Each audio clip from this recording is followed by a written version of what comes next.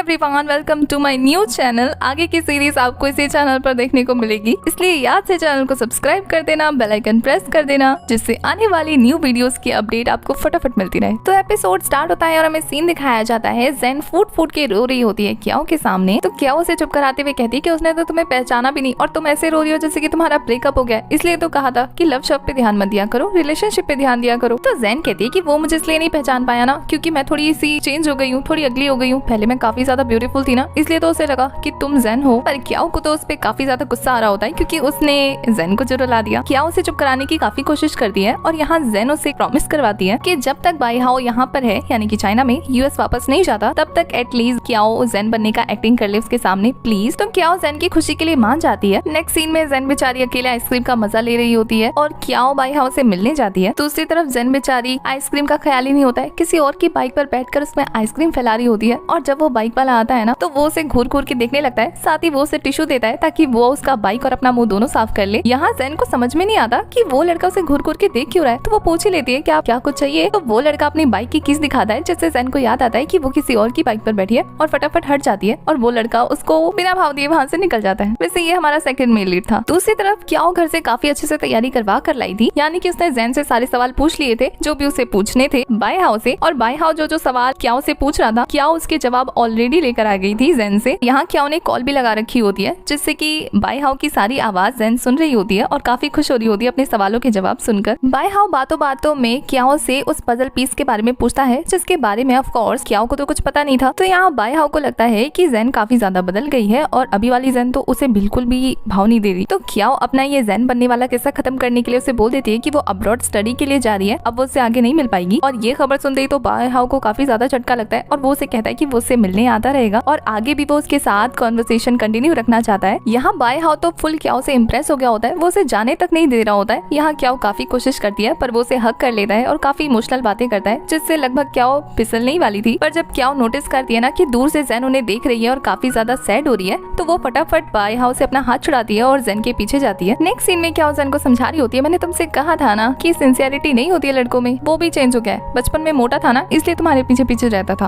अब वो हैंडसम हो गया है, जवान हो गया है, तो अब उसे तुम्हारी जरूरत नहीं है, इसलिए वो तुम्हें भूल गया। पर ज़ेन को तो पता था कि वो उसे भूला नहीं है, बल्कि थोड़ा सा कंफ्यूज हो गया है। पर वो खुश होती है, एटलीस्ट उसने फेक ज़ेन से बाय तो बोल दिया ना। तो अंदर ही अंदर इतना दुख हो रहा होता है कि वो फर्स्ट टाइम ड्रिंक भी कर लेती है। उसके बाद वो बाई हाओ का कॉन्टेक्ट डिलीट करने की कोशिश कर रही होती है, लेकिन फिर उसे अपने बचपन की मेमोरीज याद आती है कि जब बाई हाओ उसे छोड़कर जा रहा था और उसने उसे वो पजल पीस दिया था और कहा था कि हम वापस आकर भी हमेशा फ्रेंड्स रहेंगे। और ये बातें याद आते ही उसे हर्ट होता है और वो दिल पर पत्थर रखकर उसका कॉन्टेक्ट डिलीट कर ही देती है। नेक्स्ट सीन में क्याओ को दिखाया जाता है जो कि अपना जॉब कर रही होती है कि उसे कॉल आता है बाई हाओ का और वो उसे फोन करके कहता है कि वो उसे एयरपोर्ट छोड़ने जाएगा। ये सुन के तो वो काफी ज्यादा सरप्राइज हो जाती है और दौड़ते दौड़ते घर पहुंचती है। वहाँ ज़ेन उसे देखकर काफी ज्यादा घबरा जाती है कि वो इतनी जल्दी वापस कैसे आ गई और वो ज़ेन को डांटने लगती है कि तुम्हारी वजह से मैं इस मुसीबत में पड़ी हुई हूँ, एक तो वो चिपको मेरे से चिपक ही गया। बैग पैक करते टाइम पे काफी ज्यादा बकवास किए जा रही होती है और वो फटाफट ज़ेन को बाय बोलकर वहाँ से एयरपोर्ट के लिए निकलती है। यहाँ से बाई हाओ भी निकल गया होता है उससे गुड बाय बोलने के लिए। वो दोनों एयरपोर्ट पे मिलते हैं, जहाँ बाई हाओ उसे अकेला देकर उसे उसके पेरेंट्स का पूछता है। तो यहाँ क्याओ बहाना मार देती है कि वो फटाफट जाने वाली है, लेट ना हो जाए, इसलिए उसने अपने पेरेंट्स को नहीं बुलाया। या बाई हाओ क्याओ से उसका फोन मांगता है और उसमें अपना कॉन्टेक्ट नंबर सेव कर लेता है, जिससे कि वो उसके साथ कॉन्टेक्ट में रहे और साथ ही वो उसे गिफ्ट भी देता है, ये बोलकर कि ये उसके काम आएगा और ये उसके बचपन से रिलेटेड है। साथ ही जाने से पहले वो उसे हक कर कंसोल भी करता है और काफी प्यारी प्यारी बातें करता है, जैसे क्याओ को काफी अच्छा लगता है क्योंकि आज तक उसे ऐसा किसी भी लड़के ने फील नहीं कराया था। और वो घर वापस जाते टाइम पे यही सारी बातें सोच रही होती है। साथ ही वो गिफ्ट भी देखती है, फिर उसे ज़ेन का ख्याल आता है और वो सारी चीजें अपने दिमाग से निकाल लेती है। उसके घर वापस जाने पर ज़ेन उसको काफी मक्खन लगा रही होती है, उसको थैंक यू बोल रही होती है कि उसने उसका इतना इंपॉर्टेंट काम कर दिया, अब आइंदा से ये सब कुछ नहीं होगा। तो क्याओ कहती है कि मैंने तुम्हारा इतना काम किया तो आज तो मुझे कोई टेस्टी सा खाना बनाकर खिलाओगी, जिससे वो खुशी खुशी मान जाती है। तभी क्याओ से उसका गिफ्ट देती है। जब ज़ेन उसे खोलती है तो उसमें अम्ब्रेला निकलता है, जिसे देखकर क्याओ कहती है कि कितना चीप है, सिर्फ अम्ब्रेला गिफ्ट किया। तो ज़ेन कहती है कि उसने अम्ब्रेला एक रीजन की वजह से गिफ्ट किया है और ये उन दोनों के बीच का सीक्रेट है। बचपन में जब ज़ेन बारिश में भीगती थी तो उस भीगने की वजह से उसके बाल खराब हो जाते थे, इस वजह से उसने कहा था कि वो हमेशा उसका अम्ब्रेला बनेगा और यही बात वो उसे क्याओ को बताती है। क्याओ ये सुनने के बाद कहती है कि वो लड़का इतना भी बुरा नहीं है, काफी अच्छा है। ज़ेन उस छाते को देखकर खुश हो रही होती है और अपनी बातों को याद करने लगती है बचपन वाली, कि उन दोनों ने एक दूसरे से प्रॉमिस किया था कि वो एक दूसरे के अम्ब्रेला बनेंगे। यहाँ बाई हाओ का भी सेम हाल था, वो भी बेचारा वही छाता देख देख कर काफी खुश हो रहा था और उसने ये छाता कस्टम मेड बनवाया था, जिसमें उसने छाते के अंदर वही पेंटिंग ड्रॉ करवाई थी स्पेशली ज़ेन के लिए। और ज़ेन जब ये देखती है तो वो भी काफी ज्यादा खुश हो जाती है। नेक्स्ट सीन में ज़ेन जोर जोर से चिल्लाकर क्याओ को बुलाती है और क्याओ बेचारी अपने हाथ में हथियार लेकर उसके रूम में पहुंचती है और उससे पूछती है क्या हुआ। जैन उसे बता दी कि उसने इंटरव्यू क्लियर कर लिया है, उसे जॉब मिल गई है और वो 3 महीने के लिए ट्रेनिंग पीरियड पे काम करेगी उस कंपनी में और उसके बाद फिर परमानेंट एम्प्लॉय बन जाएगी। और ये जानने के बाद तो दोनों के दोनों नाचना शुरू कर देते हैं। नेक्स्ट डे जैन नई शुरुआत करती है अपनी लाइफ की और काफी खुशी खुशी ऑफिस पहुंचती है और ऑफिस की बिल्डिंग को देखकर काफी ज्यादा एक्साइटेड हो जाती है। फिर उसके पीछे से वो बाइक वाला लड़का आता है और उससे वो काफी इंटरेस्टिंग लगती है उसकी हरकतें। दोनों एक दूसरे से पूछते हैं कि क्या वो पहले मिल चुके हैं, पर दोनों को याद नहीं आता। पर यहाँ उस बॉय को ऐसा लगता है कि हमारी जैन जो है वो चार्ली चैपलिन की तरह दिखती है, तो इसलिए वो उसे चार्ली बोलने लगता है। जैन को फर्स्ट डे ही ऑफिस में एक अच्छा सा दोस्त मिल जाता है। उसके बाद जैन अपने डिपार्टमेंट में पहुंचती है जो कि लॉजिस्टिक डिपार्टमेंट होता है। वहाँ जाकर अपने डायरेक्टर के साथ मिलकर सबको खुद से इंट्रोड्यूस कराती है। उसके डायरेक्टर से सारा काम समझा देते हैं और हार्ड वर्क करने के लिए कहते हैं, जिससे वो खुशी खुशी एक्साइटेड होकर मान जाती है। डायरेक्टर सबको आईडी कलेक्ट करने के लिए कहते हैं, तो इस काम के लिए जैन सबसे आगे होती है और पहुंच जाती है सबका आईडी लेने के लिए। जैन अपनी एम्प्लॉय आईडी देखकर काफी ज्यादा खुश होती है, उसे काफी ज्यादा अच्छा लग रहा होता है कि उसके नाम की भी एक आईडी बन गई है। जब वो सबको आई कार्ड बांट रही होती है तो काफी लोग उस आई कार्ड की वैल्यू नहीं करते हैं, उसे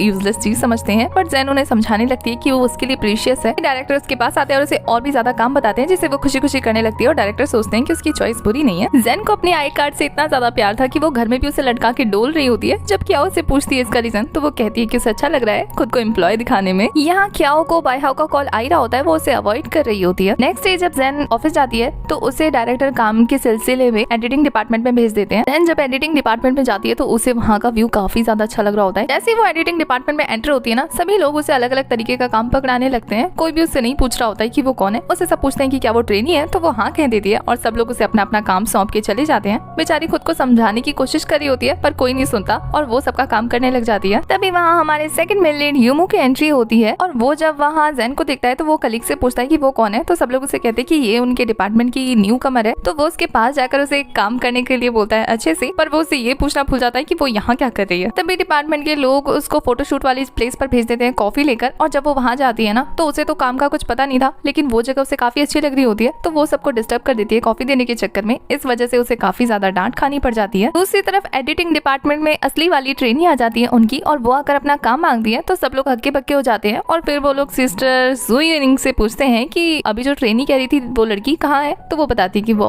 आगे का काम करने के लिए शूटिंग डिपार्टमेंट में गई है। वो लोग भी हैरान हो जाते हैं कि उन्होंने पता नहीं किसको काम दे दिया और उसने इतने अच्छे से कर उन्हें दे भी दिया। बेचारी जैन जब घर जा रही होती है तो बस में ही सो जाती है, क्योंकि वो आज काफी ज्यादा थक गई थी दो डिपार्टमेंट का काम करते करते। नेक्स्ट डे जब वो ऑफिस पहुंचती है ना, तो उसे अपने डायरेक्टर से पता लगता है कि उसका ट्रांसफर हो गया है एडिटिंग डिपार्टमेंट में, और वो 3 महीने तक सिर्फ एडिटिंग डिपार्टमेंट में ट्रेनी के तौर पे काम करेगी। 3 महीने बाद वो लॉजिस्टिक डिपार्टमेंट में वापस आ सकती है। उसे इतना ऑकवर्ड लग रहा होता है उस डिपार्टमेंट में, क्योंकि कोई भी उसका अच्छे से वेलकम नहीं कर रहा होता है। वो जाकर जैसे अपने डेस्क पे सेटल होती है ना, उसे क्याओ का कॉल आ जाता है और वो भी उसे सारी रामकथा पूछती है। वो उसे सब कुछ बता देती है। तभी उसके पास यूमू आता है और उससे उसका इंट्रोडक्शन मांगता है, तो वो अपना आई कार्ड दिखाती है। तो यूमू कहता है कि मैं तो तुम्हें चार्ली बोलूंगा। बेचारी को समझ में नहीं आता कि ये चार्ली है कौन, जिसके बारे में वो बार बार जिक्र करता रहता है। तभी वहाँ पे चीफ एडिटर आती है और वो सभी कलीग्स के सामने एक इम्पोर्टेंट अनाउंसमेंट करती है कि उनके यहाँ एक स्पेशल पर्सन आ रहा है। और जैसे ही उस स्पेशल पर्सन की एंट्री होती है ना, जैन के तो फेस से स्माइल चली जाती है, क्योंकि ये और कोई नहीं बल्कि बायहाओ है, जो कि यहाँ का एसोसिएट एडिटर है, और वो सीधा मेन कंपनी से यहाँ पर ट्रांसफर होकर आया है उन सबको गाइड करने के लिए। बेचारी जैन तो उसे देखकर देखती ही रह जाती है। और इसी के साथ हमारा ये वाला एपिसोड हो जाता है खत्म। आगे के एपिसोड्स के लिए आपको चैनल को सब्सक्राइब करना है, बेल आइकन प्रेस करना है, जिससे आने वाली वीडियोस की अपडेट आपको मिलती रहे। तक के लिए बाय, टाटा, टेक केयर।